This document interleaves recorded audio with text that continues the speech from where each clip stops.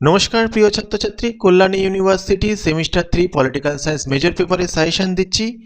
অবশ্যই তোমরা কমন পাবে। যে প্রশ্নগুলো দিচ্ছি ভালো করে পড়বে, এমনকি শর্ট কোশ্চেন যেগুলো দিচ্ছি সেগুলো ভালো করে পড়বে, অবশ্যই সেখান থেকে কমন পাবে।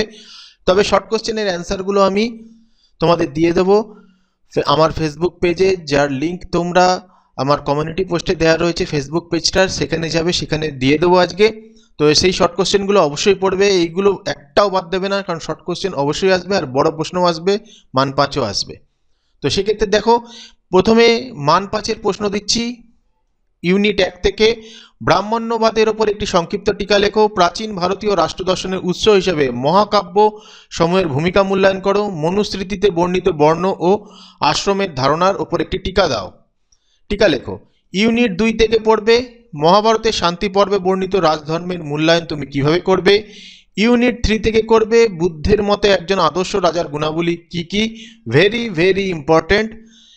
বৌদ্ধ তত্ত্ব অনুযায়ী সার্বভৌমের 4টি প্রতিশব্দ উল্লেখ করো, এর ব্যাখ্যা করো। বৌদ্ধ রাজনৈতিক চিন্তায় দীঘা নিকায়ার সারবস্তু উল্লেখ করো।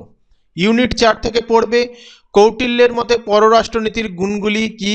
কৌটিল্য রাষ্ট্রকে প্রজা কল্যাণকামী রাষ্ট্রে পরিণত করতে পেরেছিলেন, উত্তরের সপক্ষে যুক্তি দাও। কৌটিল্যের কূটনীতি পরিচালনার 4টি উপায় সংক্ষেপে আলোচনা করো, ভেরি ভেরি ইম্পর্টেন্ট। এবার আসি ইউনিট 5,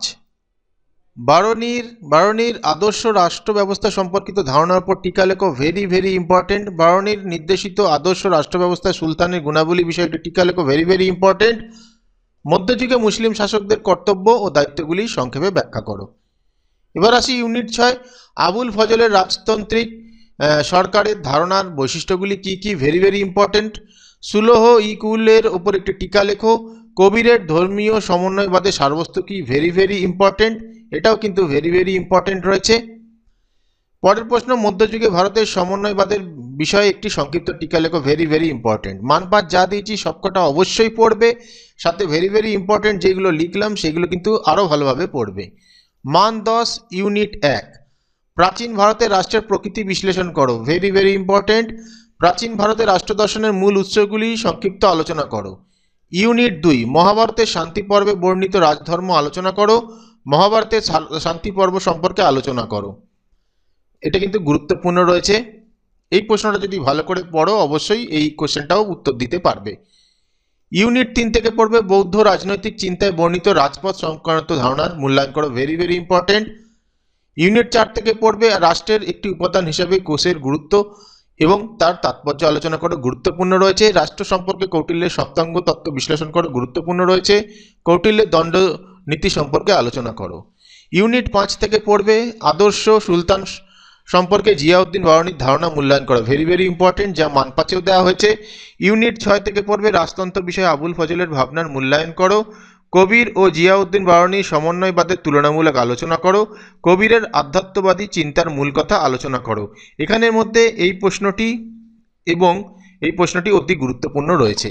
এবার আসি মান 2। মান 2 অনেকগুলো দিচ্ছি, তবে মান 2 কোনো ভেরি ভেরি ইম্পর্টেন্ট যেগুলো রয়েছে সেগুলো তো পড়বে, তবে সব কটাই পড়বে।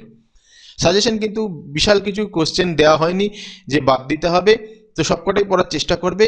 তো মান 2 এর ক্ষেত্রে পড়বে যে প্রাচীন ভারতীয় রাষ্ট্রচিন্তায় দুটি প্রধান রাষ্ট্র চিহ্নিত করো, ভেরি ভেরি ইম্পর্টেন্ট। প্রাচীন ভারতীয় দর্শনের দুটি উৎস উল্লেখ করো, ভেরি ভেরি ইম্পর্টেন্ট। নীতিসার নিহিতার্থ কি, ভেরি ভেরি ইম্পর্টেন্ট। প্রাচীন ভারতে ধর্ম শব্দটি কোন অর্থে ব্যবহৃত হয়। প্রাচীন ভারতে শ্রমণবাদের মূল লক্ষ্য কী ছিল, শ্রমণবাদ কি, ভেরি ভেরি ইম্পর্টেন্ট। মনুর মতে সতা কি, ভেরি ভেরি ইম্পর্টেন্ট। মনুর মতে ধর্ম বলতে কি বুঝিয়েছেন। রাজনীতি ব্রাহ্মণ্য ঐতিহ্য কি, প্রাচীন ভারতীয় রাষ্ট্রতন্ত্রের বিকাশে পাণিনি কিভাবে অবদান রেখেছিলেন। ইউনিট 2 থেকে পড়বে মান 2 গুলো, মহাভারতে বর্ণিত রাজধর্ম এর নিহিতার্থ উল্লেখ করো। রাজধর্ম শব্দটির অর্থ লেখো। ধর্ম ও দণ্ড এর মধ্যে মূল পার্থক্য চিহ্নিত করো, ভেরি ভেরি ইম্পর্টেন্ট। ইউনিট 3, বুদ্ধের মতে ধর্ম কি, ভেরি ভেরি ইম্পর্টেন্ট। বৌদ্ধ রাজনৈতিক চিন্তায় আধিপত্য কি, বৌদ্ধ পরম্পরা অনুসারে পৃথিবীর প্রথম রাজা কে ছিলেন। ইউনিট 4, কৌটিল্যের মতে একজন আদর্শ রাজার লক্ষ্য কি। কৌটিল্য উল্লেখিত রাষ্ট্রের 7টি উপাদানের নাম লেখো। কৌটিল্য উল্লেখিত কূটনীতির 4টি কৌশল কি কি। কৌটিল্য তার দ্বৈত নীতির ধারণাটি কিভাবে ব্যাখ্যা করেন, ভেরি ভেরি ইম্পর্টেন্ট। কৌটিল্যের কূটনীতিতে যান ও আসন শব্দগুলির অর্থ কি। কৌটিল্যের মতে রাজকল্যাণের শাসন ব্যবস্থা কি? কৌটিল্য রাজা এবং মন্ত্রীকে মানব দেহের কোন অঙ্গের সঙ্গে তুলনা করেছেন? কৌটিল্যের ষাড়গুণ্য তত্ত্বের ধারণাটি কিভাবে ব্যাখ্যা করেছেন? কৌটিল্যের মণ্ডল তত্ত্বটি কি? মণ্ডল তত্ত্বে উল্লেখিত যে কোনো দুজন রাজার নাম উল্লেখ করো। Very very important. ইউনিট 5, বারৌনির মতে জওয়াবিদ কি? Very very important. বারৌনির মতে শরীয়ত কি? জিয়াউদ্দিন বারৌনির আদর্শ রাষ্ট্র ব্যবস্থার দুটি বৈশিষ্ট্য উল্লেখ করো। খুবই গুরুত্বপূর্ণ। জিয়াউদ্দিন বারৌনির রচিত দুটি গ্রন্থের নাম লেখো, গুরুত্বপূর্ণ রয়েছে। ইউনিট 6, আবুল ফজল কিভাবে সমাজস্থ মানুষের শ্রেণীবিভাগ করেছেন? পাতশাহ অথবা বাদশাহ শব্দটির অর্থ কি? গুরুত্বপূর্ণ রয়েছে।